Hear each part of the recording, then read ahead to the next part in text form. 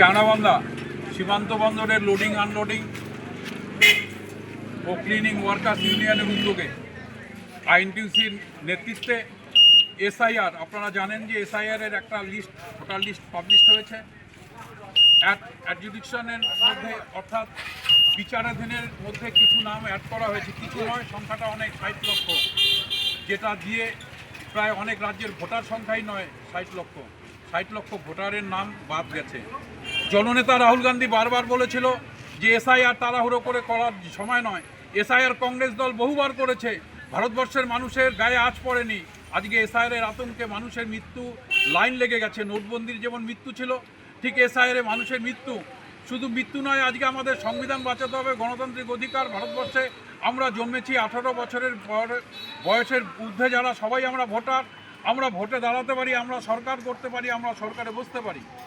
আজকে এই অবস্থা 60 লক্ষ মানুষকে বিহারের কায়দায় যদি বাদ দিয়ে রাখা হয়, বিচারাধীন করে যদি বিচারই চলতে থাকে, আর তার মধ্যে যদি ভোট ঘোষণা হয়, কংগ্রেস দল সেটা মেনে নেবে না, আইএনটিইউসি দল সেটা মেনে নেবে না। আমরা গণতন্ত্রের পক্ষে, আমরা চাই প্রত্যেকটা মানুষের নাম আগে ভোটার তালিকায় আসবে, তারপরে ভোট ঘোষণা হবে, যাতে মানুষ তার গণতান্ত্রিক অর্জিত যে অধিকার, স্বাধীনতার পরে যে গণতান্ত্রিক অধিকার মানুষকে কংগ্রেস দিয়েছে, সেই গণতান্ত্রিক অধিকার মানুষ তার প্রকাশ করতে পারবে।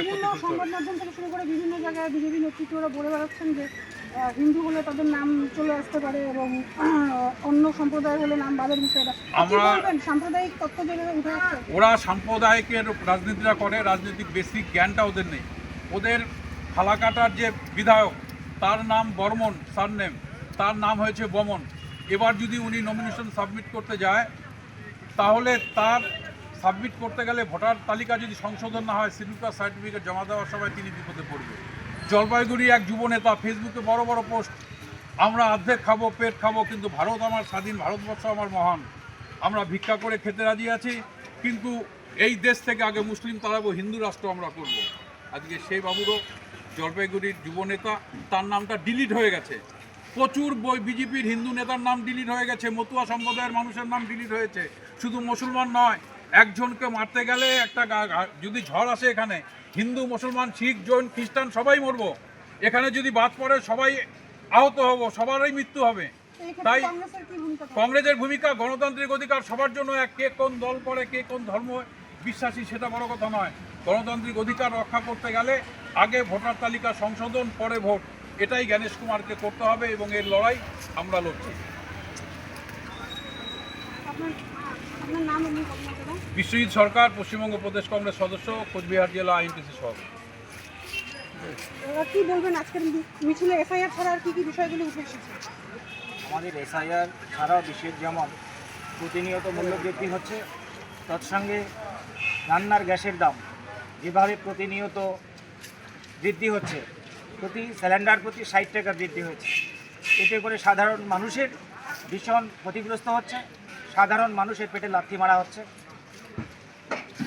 আর একদিকে হচ্ছে আমাদের, যেটা আমার প্রেসিডেন্ট বললেন, বিশ্বজিৎ সরকার মহাশয়, যে এসআইআর একটা আমাদের আজকের আন্দোলনের মুখ্য ভূমিকা।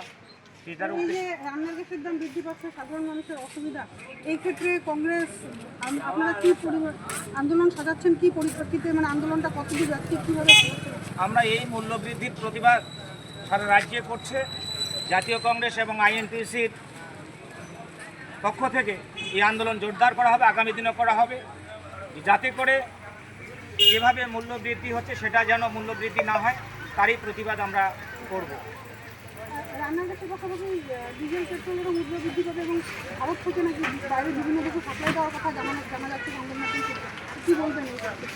আমরা শুনতে পাচ্ছি যে আমাদের দেশে আগে আমাদের দেশের কথা ভাবা হোক, আমাদের ভারতবর্ষের তেল পাওয়া যাবে কি যাবে না সেটা আগে ভাবা হোক, তারপরে অন্য দেশের কথা ভাবা হোক।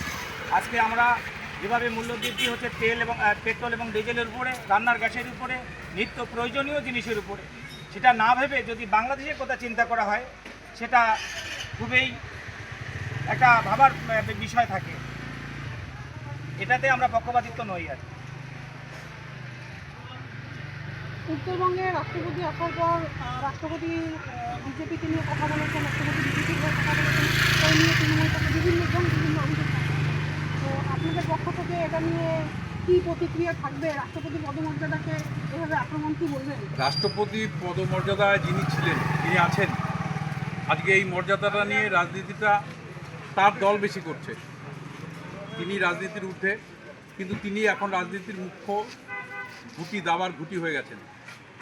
তার মনে নেই ভারতবর্ষের সংসদের পবিত্র সংসদ ভবন নতুন করে উদ্বোধন হলো, পুজো পাঠ হলো। উনি সাঁওতালি জাতি মানুষ দেখে, উনি হিন্দু নয়, তাই দ্রৌপদী মুর্মুকে ডাকা হলো না। নরেন্দ্র মোদী নিজেই গদা ধরে পূজা করলেন। এটা ভারতবর্ষের মানুষ কি দেখেনি? দেখেছে। আজকে একটা ট্রাস্টির নাম দিয়ে ভারতবর্ষে হিন্দু রাষ্ট্র করবে।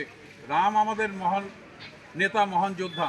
আমরা যারা ধর্ম করি রামকে মানি, কিন্তু মহান শিব মহান, তার থেকে বড় মহান কৃষ্ণ, তার থেকে বড় মহান বিষ্ণু। হিন্দুর দেবদেবীর শেষ নেই। কিন্তু সেই রাম মন্দিরে আজকে সিনেমা স্টার যারা, তারা আমন্ত্রণ পেয়েছিল। তখন তো দ্রৌপদী মুর্মুর কথা মনে হয়নি। একজন মহিলা, মাতৃজাতির মানুষ, তিনি একজন পিছিয়ে পড়া বর্গের ভারতবর্ষের মানুষ। আজকে ভারতবর্ষে যতগুলো ইন্দিরা গান্ধী যত উদ্বোধন করেছে, জগজীবন রাম কি ছিল না? সাথে ছিল দলিত সম্প্রদায়ের মানুষ। আজকে মৌলানা আবুল কালাম কি জওহরলাল নেহরুর পাশে ছিল না? গান্ধীজির পাশে কি খান আব্দুল গফর গান ছিল না স্বাধীনতা আন্দোলনে?